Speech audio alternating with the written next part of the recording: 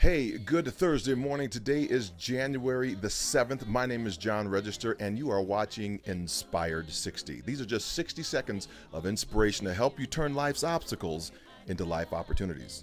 It is my desire for each of us to reach our peak, that is, achieve our medal podium's potential by discovering ways to create our new normal. In part of my life, I am that announcer guy. I love calling youth basketball games. High school is amazing, and I get a better than front row view when I call those games. From my announcer's desk, though, I do hear many parents and fans who are seated behind me yelling obscenities and derogatory comments at officials and players. When it is bad, the behavior escalates exponentially, as well as in the degree of how far their team is behind.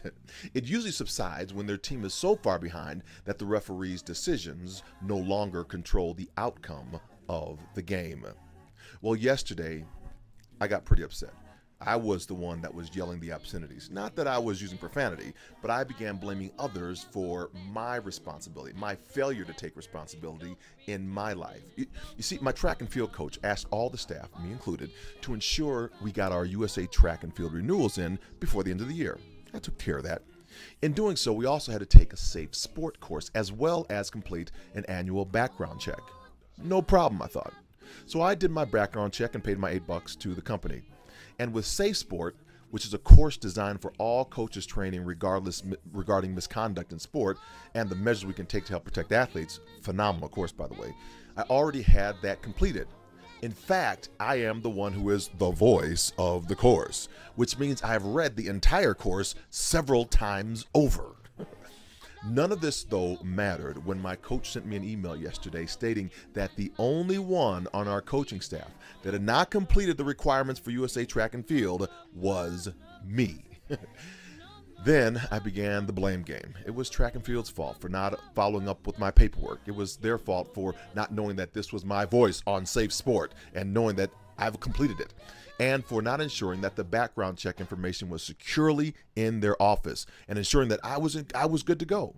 See, I become that parent on the sideline complaining about everything that was really my fault. I had allowed the ref to take me out of the game. You see, the consequence is that because they don't have the information, that I now can't coach my young hurdlers today. My failure to follow up puts additional burden on the staff, who has to take up my slack. It impacts the kids who do not get the instruction, and it keeps me on the sideline and not in the game. The realization, though, is this: I was supposed to stay on top of this. If the fax or email didn't go through, if my phone message was not received, I should have followed up. Because if it's meant to be, it's up to me. Maybe you all have had a similar experience in your life. My advice to all of us is to be so far ahead in the game that no one outside of our group or influence can determine our outcome, because we can't make a fuss when it's up to us.